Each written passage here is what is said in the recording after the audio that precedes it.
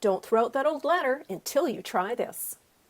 I'm cutting down the ladder to my desired length. The ladder sides are being lightly sanded down to remove any rough areas and to prepare it for painting. The rungs of the ladder are being taped around each end using painter's tape. The rest of the ladder is being painted in Fusion's Ash. The area around the rungs are getting painted with a brush, then the rest of the ladder is being painted with a roller to make the task quicker. I'm now measuring the width and height of one opening of the ladder. The measurements are getting transferred to a large bulletin board I had in my stash. I'm penciling in two, then cutting the squares using a straight edge and X-Acto knife. Both bulletin board panels are getting wrapped in burlap. I'm stenciling the burlap with some rustic stencils in ash, then stapling the burlap to the backs of the bulletin boards. Since the burlap was a little short in some areas, I'm using some heavy-duty duct tape to help grab the edges, then secure it to the back using staples. I'm now flipping the ladder and the bulletin board panels good side down, then attaching the bulletin boards to the back of the ladder with screws. I'm positioning the ladder where I'd like it to hang. Two L brackets are being positioned on top of the ladder and against the wall where I think they can be hidden the best. To make the ladder more useful, black cup hooks are being screwed in along the bottom of the ladder lined with each rung. And my handy and cool looking office shelf is ready to work as hard as it looks good. The ladder is the absolute perfect length for this office wall. With the combination of black against wood, the ladder chimes in so well with my style and really pops against this white wall. If you'd like to instantly enhance your home with an easy decorative idea, consider picking up an old stepladder. After getting an old wooden stepladder home, I'm giving it a light sweep to clean it off, then a light scuff sand to remove any rough areas. One could also paint it as well. However, I'm choosing to leave it as is to display its authentic finish.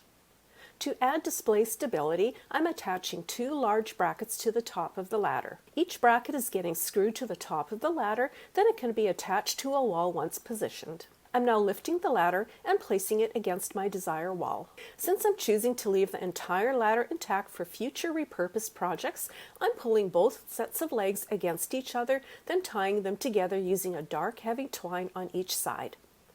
I'm wrapping the twine around both legs several times, then trimming and knotting the twine together from the inside. Then unraveling each of the end cuts so they appear like they've been there forever. Reaching for a carpenter's level, I'm placing the level on one step, then adjusting the ladder position until the steps sit level. Repositioning the ladder will also self-adjust the secured top brackets. Now I'm shopping my own collections, gathering up some like-minded trinkets I'd like to display. Now I'm selecting a decorative hook and attaching it near the top of the ladder with screws.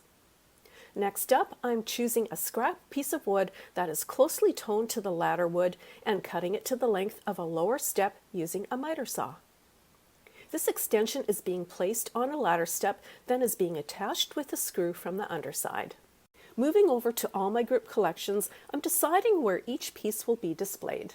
Since I desire to display an antique picture I don't wish to permanently modify, I'm attaching a door pull to the underside of a ladder step so the picture frame can simply rest against it.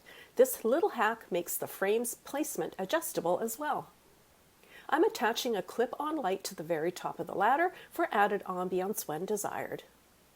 To hide the light cord, I'm running it down one ladder leg, then weaving it in between a few screws to hold it in place. And now I'm loading up the ladder. A cozy blanket is being hung from a hook, then chosen collections are being placed on each step where desired. Some items are getting stacked to create more height, so all the ladder spaces get filled up more so. And the end result is a beautifully curated collection of all my favorite things to look at with added side table perks.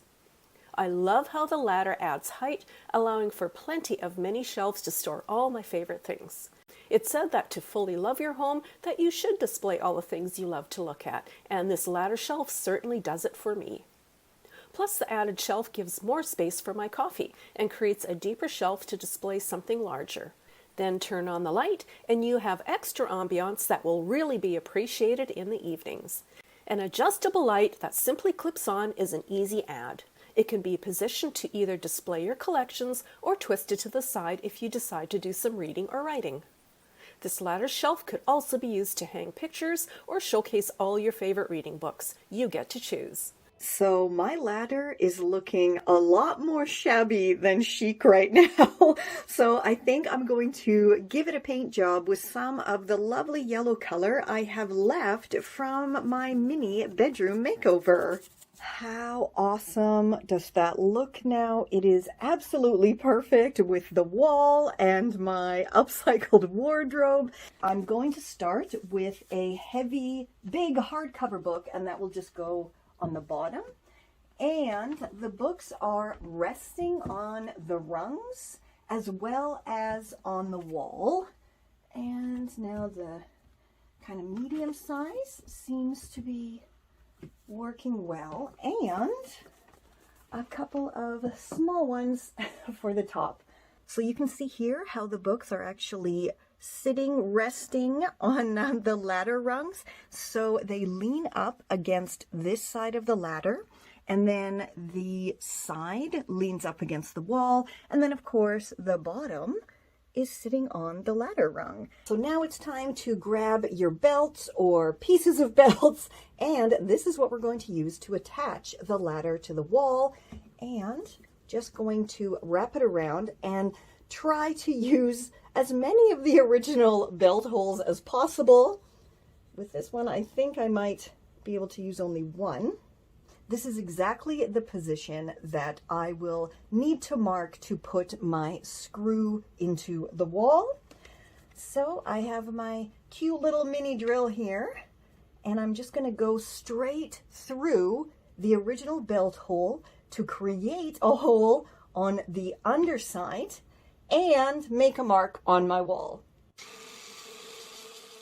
And now that I know exactly the position of my holes in my belt, I can go ahead and trim off the excess. So now I have to make this hole larger so I can add my screw anchors and my screws.